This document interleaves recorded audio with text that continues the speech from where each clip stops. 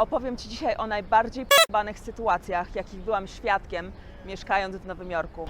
Za tymi drzwiami nie było orgii. Oczywiście ja w tym momencie myślałam, że zostanę zgwałcona, zabita i pocięta na kawałki. I tak na to patrzymy. Wow! Zapraszam. Polka w Ameryce.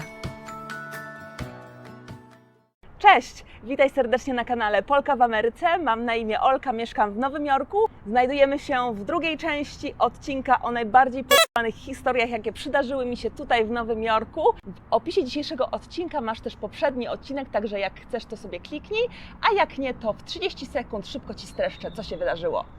Bardzo dużo z tych historii, najbardziej p***banych sytuacji dotyczy osób bezdomnych. Włożyła swoje ręce w majtki. Raz zdarzyło mi się tutaj zadzwonić na policję. Nie drapał się po nodze, tyle powiem. Tylko że ta jej demonstracja opierała się na tym, że ta kobieta też się dotykała. Kolejne dwie sytuacje dotyczą porno w metrze. Zastosowano rasizm przeciwko faktu, że jestem białą kobietą. Rusz tą swoją pieprzoną białą dupę. Także to było moje takie pierwsze doświadczenie w sumie z rasizmem tutaj w Stanach. Metro to jedno z tych miejsc, do którego trafia najwięcej oszołomów, jak się okazuje. I ta kobieta bezdomna sobie śpi. Ja się tak zastanawiam, dlaczego ci ludzie się odsuwają? To było tak obleśne, o Boże, to było tak obleśne. Co jeszcze widziałam? Widziałam na przykład, widziałam chłopaczka, który ukradł auto i to jeszcze na mojej dzielni, także mój partner złapał bedbugs. Bedbugs to są takie robaki, które, nawet nie wiem, pluskwy to się chyba nazywa w Polsce, pluskwy. Więc to jest bardzo popularne tutaj w Nowym Jorku. To właśnie się bierze z tych wszystkich bezdomnych, z tych szczurów, z tego brudu generalnie, który panuje wokół. I bedbugs to są takie robaki, które po prostu Cię gryzą, a jak się okaże, że już je masz, to trzeba całkowicie wysprzątać mieszkanie, wszystko poprać. Także myśmy musieli wszystkie nasze ubrania prać właśnie chemicznie, do tego właśnie suszyć. Wydaliśmy kupę kasy, żeby tak naprawdę wyczyścić same ubrania. Do tego trzeba było spryskiwać całe mieszkanie. Te środki do zabijania jakby tych pluskiew weszły nam w meble drewniane i przez to te meble zaczęły pęcznieć i tak naprawdę trzeba było wyrzucić jakieś tam rzeczy typu stół czy szafka nocna. Kolejna taka dziwna historia to jak odwiedziła mnie moja rodzina, starsza kobieta, zafascynowana ciuchami, uwielbia się ubierać, uwielbia kupować sobie różne marki, uwielbia wydawać pieniądze, lubi po prostu mieć nowe rzeczy i była zafascynowana właśnie Nowym Jorkiem i tyle, ile tutaj można zobaczyć i zwiedzić i znaleźć. No i stwierdziłam, że zabiorę ją do Chinatown, gdzie może sobie pooglądać właśnie jakieś takie różne fejkowe torebki, podróby, gdzie może sobie coś kupić i być zadowolona i za $100 wyjść z torebką, która normalnie kosztuje $1000 i sobie chodzić z podróbą, bo po prostu wiedziałam, że jej coś takiego odpowiada i po prostu w ten sposób chcę spędzić wolne popołudnie, robiąc shopping na Chinatown. Pojechałyśmy więc do tego Chinatown i zaczęłyśmy sobie chodzić i jakimś dziwnym trafem nigdzie nie mogłyśmy znaleźć torebki Michaela Korsa. A ona przyjechała do tego Chinatown, bo chciała właśnie Michaela Korsa. Tak sobie wymyśliła, tak sobie ubzdurała i tak musiało być. Szukaliśmy tego Michaela Kors wszędzie, ale nigdzie nie mogliśmy go znaleźć. Więc ja się domyślałam, że prawdopodobnie była już gdzieś tam jakaś łapanka właśnie tych osób, które sprzedają podróby i wszędzie zniknął ten Michael Kors. No ale jak tak zaczęłyśmy chodzić, zapytałam 2-3 osoby, czy wiedzą, gdzie jest Michael Kors. W pewnym momencie jakaś Azjatka każe mi tutaj czekać. Mówi, żeby czekać, że ona to załatwi. Wyciąga telefon, zaczyna do kogoś pisać, zaczyna się pytać, jakie kolory, żebyśmy jej pokazali online, jaki model nas interesuje, jaka wielkość. Badała nasze preferencje, staliśmy z nią chwilę, podjeżdża nagle jakiś samochód, otwiera bagażnik, i tam właśnie wszystkie torebki Michaela Korsa.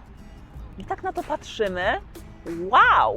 Czyli wystarczyło pochodzić, podpytać i się okazuje, że nagle podjeżdża samochód. Jednak jak się okazało, w tym bagażniku nie było torebki, której ona szukała.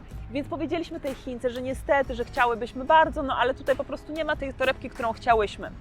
Po czym ona nas zabrała i przysięgam po prostu jak w filmach, weszłyśmy gdzieś do jakiejś piwnicy, na tyle sklepu, przez jakieś zakamarki, gdzieś w jakimś chińskim sklepie.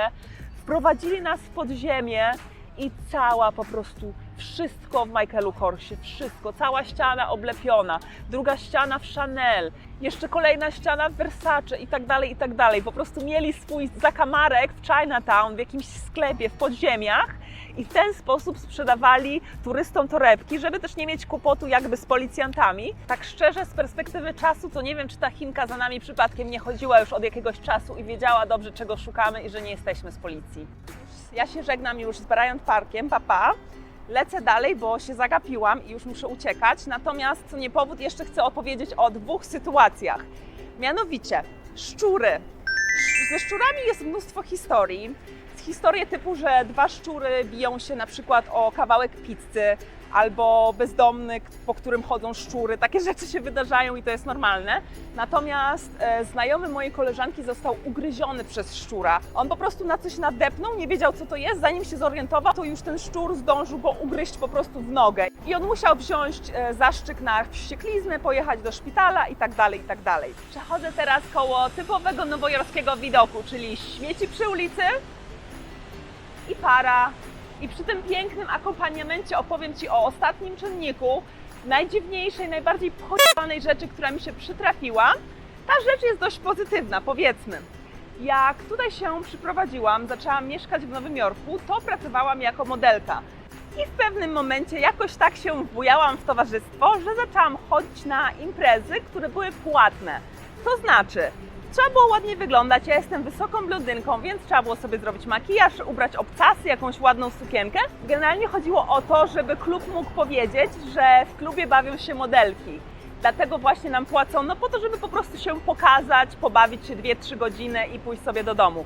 Nikt z nami nie mógł rozmawiać, w sensie mieliśmy swoich bodyguardów i tylko sobie po prostu w modelkowatym towarzystwie siedziałyśmy, tańczyłyśmy, piłyśmy, gadałyśmy w klubie. No i w pewnym momencie był taki dzień, że jesteśmy w jakimś takim ekskluzywnym klubie, bardzo drogim klubie, do którego sama nigdy bym nie poszła. No i właśnie rozlali nam Dom Perignon, więc sobie piję sobie egzaltowanie mój kieliszek Dom Perignon i w pewnym momencie przychodzi do nas właściciel lokalu, który jest takim małym kurduplem Koreańczykiem, takim przy kości trochę. Wyglądał dość sympatycznie, powiedzmy, jakoś nie wzbudził we mnie negatywnych odczuć, natomiast sam ten fakt, że to była jedyna osoba, która mogła jakby do nas podejść, to właśnie był ten właściciel lokalu. No i on z nami zaczął chwilę siedzieć tam, pić z nami to Dom Perignon, chwilę potańczył, po czym sobie poszedł. W pewnym momencie podchodzi do mnie mój promotor, mój szef i bierze nas i ciągnie nas przez cały klub w tych wszystkich fleszach tego światła, w głośnej muzyce, w tym tłumie. I ja z kilkoma innymi dziewczynami idziemy właśnie za tym promotorem, nie wiem co się dzieje, jedyne co zdążyłam usłyszeć to, że szef chce nas zobaczyć. I tak nas biorą i słuchajcie, prowadzą nas na taką ścianę książek. Ozdobieniem tego klubu była ściana wypełniona książkami. I dosłownie jak w filmach, koleś bierze jedną książkę, puszcza ją w dół i ta ścianka, meblościanka, te książki się jakby otwierają, przesuwne to są drzwi i wchodzimy do środka. Oczywiście ja w tym momencie myślałam, że zostanę zgwałcona, zabita i pocięta na kawałki. I co się okazało? Za tymi drzwiami nie było orgii, tak jak się spodziewałam. Za tymi drzwiami nie wyciągnięto noża ani broni, żeby mnie zabić. Za tymi drzwiami nie starano się wyciąć mojej nerki albo sprzedać mnie jako niewolnicę seksualną gdzieś. Nie! Ta cała półka z książkami się przesuwa i otwiera. Ja wchodzę do środka i bez kitu tam siedzi ten gruby Koreańczyk, właściciel klubu na sofie. Cała ściana jest wypełniona plazmami, na których jest karaoke, a on śpiewa Backstreet Boys. Weszłam do tego pokoju, usiadłam i razem z 10 innymi modelkami ubrane super seksownie przez resztę wieczoru śpiewałyśmy właśnie hity lat 90. typu Spice Girls, typu Ace of Base, typu Backstreet Boys, wszystkie te takie hity. Także sytuacja, która wydawać by się mogło, że już jest koniec, że to już będzie tyle po mnie, już się po prostu modliłam i żegnałam. Okazało się, że jest to jedna z najbardziej podobanych, ale też cudownych sytuacji, absurdalnych sytuacji, jakie mi się przydarzyły tutaj mieszkając w Nowym Jorku.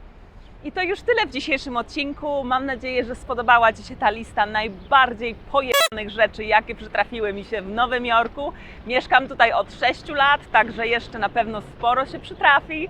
Dziękuję Ci bardzo, że jesteś. Dziękuję za spędzenie ze mną czasu. Zapraszam do kolejnego odcinka, do komentowania, do subskrybowania i w ogóle do followowania. Wiesz, co robić.